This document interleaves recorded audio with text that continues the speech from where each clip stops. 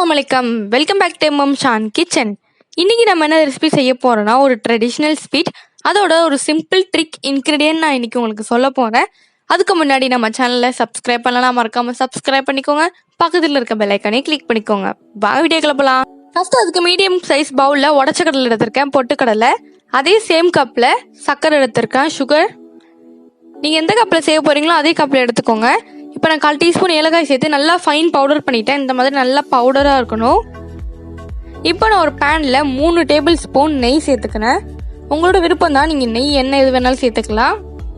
நெய் சேர்த்தா கொஞ்சம் ரிச்சாக இருக்கும் ஸ்வீட் வந்து. நெய் வந்து மெல்ட் ஆனால் போதும், ரொம்ப வந்து ஹீட் ஆகக்கூடாது. ஃப்ளேம் மீடியமில் இருக்கணும். இப்போ நல்லா வந்து நம்மளோட நெய் வந்து உருகிடுச்சு.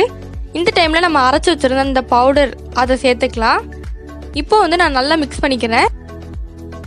நெய் பத்தில் நிறைய சேர்த்துட வேண்டாம்.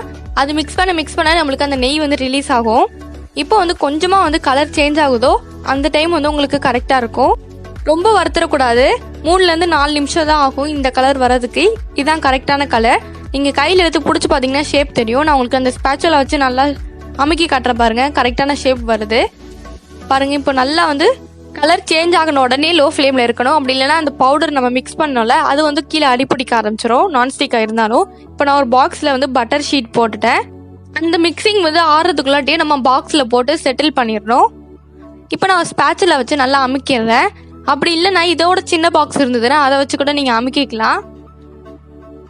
பாருங்க, நல்லா அந்த விரிசல் எதுவும் இருக்கக்கூடாது. நல்லா அந்த பிரேக்கேஜ் எதுவும் இல்லாமல் நல்லா இந்த மாதிரி ஃப்ளாட்டாக தட்டிடுங்க. அப்போ தான் நம்மளுக்கு எடுக்கும் போதும் சூப்பராக வரும். பாருங்க, நல்லா இந்த மாதிரி ஃப்ளாட்டாக இருக்கணும். சைடில் முக்கியமாக நல்லா அமுக்கி விடணும். இதுக்கு மேலே நெய் எண்ணெய் எதுவும் தேய்க்க வேண்டாம். இப்போ பாருங்க, நல்லா ஆறிடுச்சு. ஒரு 10 நிமிஷத்துக்கு மேலே ஆனதுக்கப்புறம் நான் அந்த மேலே உள்ள பட்டர் ஷீட்டை வந்து உரிச்சிடுறேன். இப்போ சைடில் இருக்க எக்ஸ்ட்ரா வந்து நீங்கள் கட் பண்ணிடலாம். நான் வந்து இதை வச்சு கட் பண்ணி எடுத்துட்டேன். இப்போ நம்ம பீஸ் போட்டுடலாம். அதுக்கு முன்னாடி நீங்கள் வந்து என்ன ஷேப் வேணுமோ லைட்டாக வந்து மார்க் பண்ணிக்கோங்க. இதை நம்ம எடுத்து பார்த்தோம்னா நல்லா சாஃப்டாக இருக்கும். பாருங்க, பார்க்கவே ரொம்ப சூப்பராக இருக்கு. நம்ம சின்ன வயசுலலாம் சாப்பிடுவோம்ல, மேபி நீங்கள் 90's கிட்ஸாக இருந்தால் உங்களுக்கு தெரியும். பொட்டி கடையிலலாம் விற்பாங்களே, அந்த ரெசிபி தான். அவங்க யூஸ் பண்ணுற ஒரு சீக்ரெட்டான இன்க்ரீடியன்ட் என்னன்னா உடச்ச கடலை தான். மைதா, கடலை மாவு இது எதுவுமே யூஸ் பண்ணாமல் நம்ம இன்னைக்கு உடச்ச கடலை யூஸ் பண்ணியிருக்கோம், அந்த ஒரிஜினல் இன்க்ரீடியன்ட். இந்த ரெசிபி உங்களுக்கு பிடிச்சிருந்ததுன்னா லைக் பண்ணிக்கோங்க, ஷேர் பண்ணிக்கோங்க, மறக்காம சப்ஸ்கிரைப் பண்ணிக்கோங்க. முக்கியமா லைக், ஷேர் அண்ட் சப்ஸ்கிரைப் பண்றதுக்கு வந்து முற்றிலும் இலவசம் தான். இன்ஸ்டாகிராம் அண்ட் FBல நம்மளை இன்னும் ஃபாலோ பண்ணலனா கீழே டிஸ்கிரிப்ஷன் லிங்க் இருக்கு, ஃபாலோ பண்ணிக்கோங்க.